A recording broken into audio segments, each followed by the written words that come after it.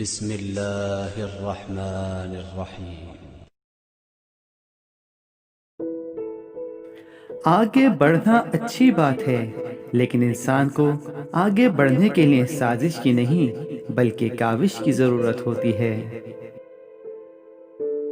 ترقی میں رکاوٹ آپ کا وجود نہیں، آپ کے خیالات ہیں۔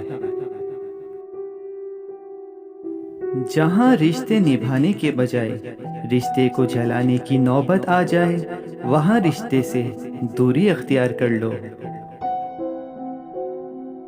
لوگ تمہیں بدنام کرنے کی لاکھ کوشش کریں، لیکن یاد رکھنا، عزت اور ذلت صرف اللہ کے ہاتھ میں ہے۔